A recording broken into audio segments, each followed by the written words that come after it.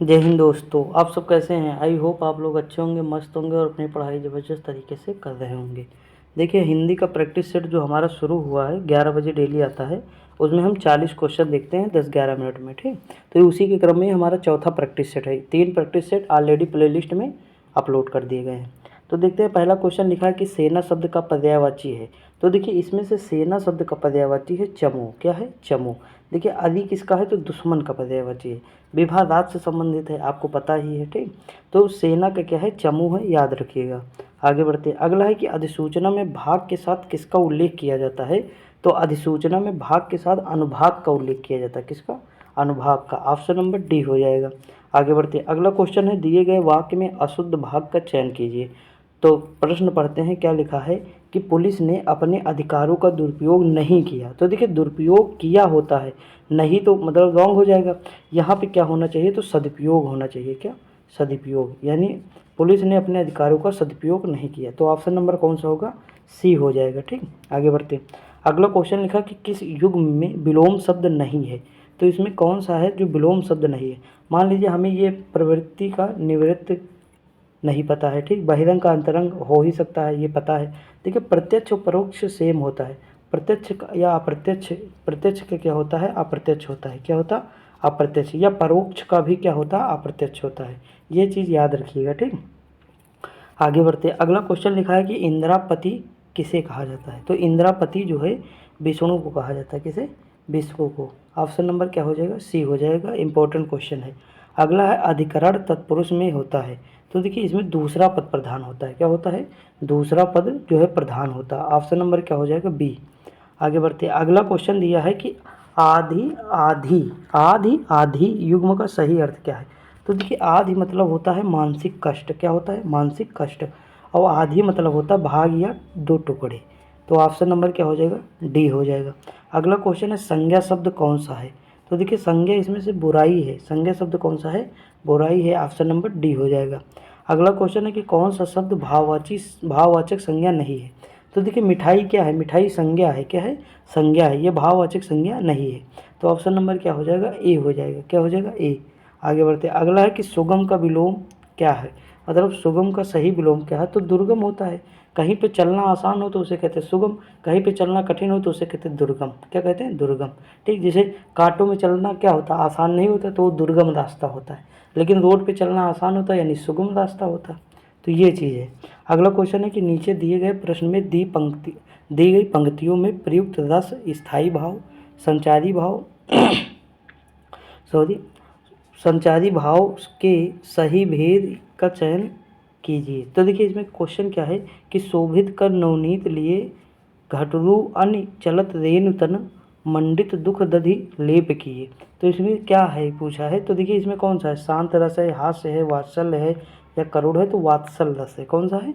वात्सल रस है। अगला क्वेश्चन है, निम्नलिखित पदों में से किस पद में संधि या समास दोनों है।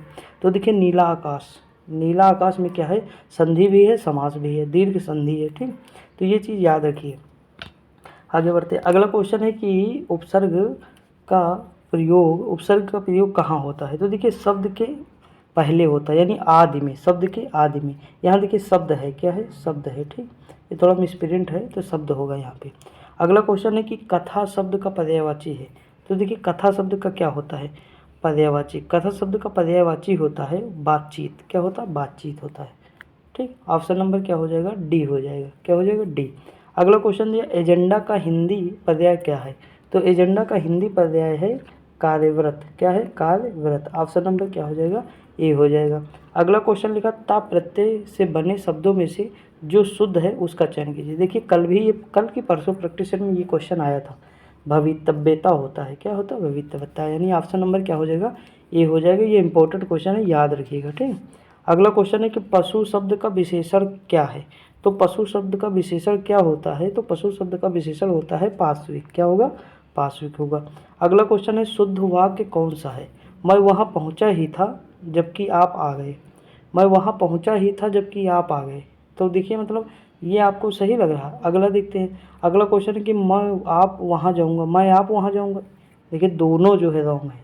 अगला क्वेश्चन, यद्यपि वह मोटा है फिर भी तेज दौड़ता है। तो ये सही है, ठीक। वे अनपढ़ हैं फिर भी बेवकूफ़ नहीं। देखिए ये गलत है और यही सही है, ऑप्शन नंबर सी हो जाएगा। अगला क्वेश्चन है एकेडमिक के लिए सही हिंदी पारिभाषिक शब्द है। तो एकेडमिक क्या होता है? शैक्षणिक संस्थान होती है। क्या होता है? शैक्षणिक संस्थान यानी शैक्षणिक होता है। अगला क्वेश्चन दिया हुआ है कि अंतःकरण का पर्यायवाची क्या है? तो अंतःकरण का मतलब अंतर्मन यानी अंतर्मन। ठीक, कहते हैं अंतःकरण की स्वतंत्रता यानी अंतर्मन की स्वतंत्रता, हम किसी भी धर्म को अपना सकते हैं, समझे कि नहीं?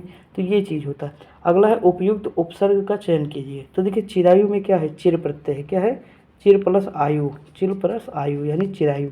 तो देखिए इसमें कौन सा प्रत्यय है? तो चिर है। ऑप्शन नंबर क्या हो जाएगा? बी हो जाएगा। आगे बढ़ते हैं। अगला है कि ध्वंस का सही विलोम है। तो देखिए ध्वंस मतलब होता है विनाश करना। ध्वंस मतलब क्या होता है? विनाश करना। तो इसका मतलब विलोम क्या होगा? निर्माण करना। ऑप्शन नंबर बी हो जाएगा। अगला क्वेश्चन है मधुर विशेषण से बनी भाववाचक संज्ञा है। तो मधुर विशेषण से बनी भाववाचक संज्ञा माधुर्य। क्या है? माधुर्य है। ऑप्शन नंबर ए हो जाएगा। क्या हो जाएगा? ए हो जाएगा। अगला क्वेश्चन है कि किस क्रम में तद्भव शब्द नहीं है? इसमें कौन सा है जो तद्भव नहीं है?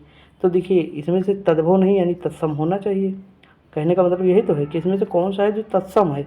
तो देखिए जिसमें मैंने कहा था ऊपर जो आधा अगर लगा हो या नीचे लगा हो, आधा था या मतलब पूरा था, जैसे जो वो कहते हैं, तो वो कौन सा होता है? तत्सम शब्द होता है। यानी ऑप्शन नंबर क्या हो जाएगा? बी हो जाएगा। ठीक, अगला क्वेश्चन है, देखिए अगर मान लीजिए ये अंक है, ठीक, कहीं पर ये है और कहीं पर ये है, मतलब समझाने के लिए बता रहा हूँ। तो जो ये अन की बिंदी है ना और ये जो बिंदी है, तो ये वाली बिंदी जो होगी तो ये तत्सम होगा। क्या होगा? तत्सम होगा। और ये जो होगी तो तद्भव होगा। क्या होगा? तद्भव होगा। ठीक, अब देखिए यहाँ पे देख लीजिए इसमें कौन सी है? तद्भव है। इसमें भी वही है तो तद्भव है। ठीक, जैसे चांद, तो चांद में भी कौन सी है? वही है। ठीक, तो ये चीज़ याद रखिएगा। अगला है वाक्य का प्रकार बताइए, हर क्षेत्र में अलग भाषा बोली जाती है। तो वाक्य के प्रकार बताइए, हर क्षेत्र में अलग भाषा बोली जाती है। तो इसमें कौन सा है? तो कर्मवाच्य है। कौन सा है? कर्मवाच्य। ऑप्शन नंबर ए हो जाएगा। अगला है गौरी शंकर में प्रयुक्त समास है। तो गौरी शंकर में प्रयुक्त समास है द्वंद्व समास। कौन सा है? द्वंद्व समास। गौरी और शंकर है, गौरी और शंकर। ठीक, पार्वती मैया और शंकर भगवान, इनकी बात किया गया है। ठीक, तो द्वंद्व समास है। अगला है मॉडर्न आर्यन लैंग्वेजेज किसकी कृत है? तो ये ग्रेयर्सन की है। किसकी है? ग्रेयर्सन की, यानी अब्राहम ग्रेयर्सन, जॉर्ज अब्राहम ग्रेयर्सन। ठीक, ऑप्शन नंबर क्या हो जाएगा? सी हो जाएगा। अगला क्वेश्चन दिया है किसी शब्द में उर्दू का उपसर्ग नहीं है, तो बदकिस्मत होगा। क्या होगा? बदकिस्मत। ऑप्शन नंबर ए हो जाएगा। अगला क्वेश्चन है निम्नलिखित प्रश्न के अंतर्गत विविध प्रकार के विराम चिन्ह दिए गए हैं, उपयुक्त विलोम विकल्प का चयन कीजिए। इनमें से हंस पद का चिन्ह कौन सा है? तो देखिए जैसे मान लीजिए हम कोई चीज़ लिख रहे हैं, जैसे मेरा, ठीक, घर पास में है, तो देखिए में है, यहाँ पास लिखना भूल गए तो हम क्या करते हैं? ऐसे चिन्ह लगाते हैं और यहाँ पे लिख देते हैं पास। क्या लिख देते हैं? पास। तो ये जो चिन्ह है ये कौन सा? हंस पद है। क्या है? हंस पद है। तो देखिए ऑप्शन नंबर इसमें क्या हो जाएगा? इसमें ऑप्शन नंबर हो जाएगा डी। कौन सा हो जाएगा? डी। ऑप्शन नंबर क्या हो जाएगा? डी हो जाएगा। ठीक, आगे बढ़ते। अगला क्वेश्चन लिखा है कि केस का पर्यायवाची कौन सा शब्द नहीं है? तो इसमें से कौन सा ऐसा शब्द है जो केस का पर्यायवाची नहीं है? तो केस का पर्यायवाची देखिए जुल्फ, रोम, कच, कुच। तो इसमें से हो जाएगा कच। क्या हो जाएगा? कच। केस का पर्यायवाची नहीं है। अगला क्वेश्चन है कि किस क्रम में कर्ण कारक नहीं है? देखिए इसमें क्या पूछा गया है? कर्म शायद होना चाहिए, कर्ता ने कर्म को कर्म पूछा गया हो शायद। बाकी यहाँ मतलब जो है लिखा कर्ण है, ये हमें तो रॉन्ग ही लगता है, लेकिन चलो कोई दिक्कत नहीं, हम ऑप्शन चूज करते हैं। देखिए इसमें लिखा कि लड़का छत से गिर पड़ा। तो देखिए आप बताइए, मान लीजिए ये किसी का घर है, ठीक, देखिए ड्राइंग तो बहुत अच्छी नहीं लेकिन समझने के लिए, मान लीजिए यहाँ लड़का खड़ा था, ये यहाँ से भद्द से यहाँ गिर गया, ठीक। अब ये गिर गया तो ये बताइए छत से अलग हो गया कि नहीं? छत से अलग हो गया ना, तो ये अपादान कारक होगा। क्या होगा? अपादान कारक। तो ऑप्शन नंबर ए हो जाएगा। अगला क्वेश्चन है शेर को सामने देखकर यह वाक्य किस मुहावरे में पूर्ण होगा? तो देखिए शेर को सामने देखकर मैं 7वें आसमान पर पहुँच गया, गलत, ठीक। अगला क्वेश्चन क्या है? मैंने आसमान सिर पर उठा लिया, तो ये भी गलत है। अगला है मैं आग बबूला, ये भी गलत है। मेरे प्राण सूख गए, ये वाला सही है, ठीक। शेर को सामने देखकर मेरे प्राण सूख गए। अगला है नीलकंठ में कौन सा समास है? तो देखिए नीला है कंठ जिसका, अर्थात शिव, तो कौन सा हो गया? बहुब्रीहि समास। आगे बढ़ते। अगला है अभिधाम और अभिधाम शब्द युग्म का सही अर्थ क्या है? तो अभिधाम मतलब होता है सुंदर और अभिधाम मतलब लगातार। ऑप्शन नंबर क्या हो जाएगा? डी हो जाएगा, ठीक। अगला क्वेश्चन है सार्वनामिक विशेषण है, तो मैंने कल ही डिस्कस किया था कि सार्वनामिक विशेषण हमेशा संज्ञा के पहले आता है, जैसे यह कार, वह आदमी, ठीक। तो देखिए ये सब क्या है, सार्वनामिक विशेषण है, तो संज्ञा से पहले आए हैं, यानी ऑप्शन नंबर ए हो जाएगा। अगला क्वेश्चन है विसर्ग संधि का उदाहरण है। तो देखिए विसर्ग संधि का उदाहरण इसमें से कौन सा है, मनोयोग। इसका क्या होता है, मना धन योग होता है, ठीक। ये संधि विच्छेद है इसका, तो ऑप्शन नंबर डी हो जाएगा। अगला क्वेश्चन है स्तुत्य पद में प्रत्यय है। देखिए बहुत सारे लोग, कम से कम 90% लोग इसे गलत कर देंगे, ठीक। इसमें देखिए इसका मतलब जो है लिखा इसे कैसे जाता है, तो स्तुत प्लस कैपी, क्या लिखा जाता है, स्तुत प्लस कैपी, यानी ये हो जाएगा प्रत्यय, ठीक। बी, ऑप्शन नंबर बी हो जाएगा। अगला मोक्ष की इच्छा रखने वाला तो मुमुक्षु होता है, क्या होता है, मुमुक्षु होता है। अगला क्वेश्चन दिया हुआ है कि द के पहले यदि ऋण स्वर आए तो द किस में बदल जाता है, यानी आधा द किस में बदल जाएगा, तो ड़ा में, किस में, ड़ा में।